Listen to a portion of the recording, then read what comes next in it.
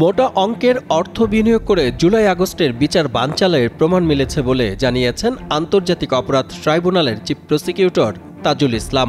গণমাধ্যমকে এমন তথ্য জানিয়েছেন তিনি।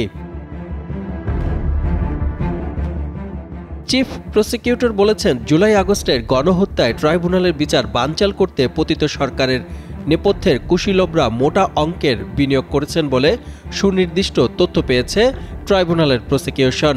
তাদের চিহ্নিত করা হয়েছে বলেও জানান তাজুল ইসলাম। এর আগে বুধবার চিফ প্রসিকিউটর তাজুল ইসলাম জানান, এখন যে কোনো ব্র্যান্ডের পুরাতন এসি বদলে নতুন ওয়ালটন এসিতে উপভোগ করুন 25% ছাড়।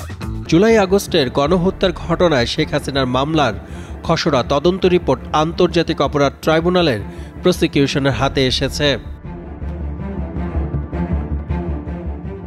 গত 2 অক্টোবর বৈষম্য বিরোধী আন্দোলনে 5 আগস্ট রাজধানীর চানখারপুলে গণহত্যা ও আর্মড পুলিশ ব্যাটালিয়নের গুলিতে 10ম শ্রেণীর ছাত্র আনাস হত্যার ঘটনায় সাবেক প্রধানমন্ত্রী শেখ হাসিনা সহ 25 জনের নামে আন্তর্জাতিক অপরাধ ট্রাইব্যুনালে অভিযোগ দায়ের করা হয়।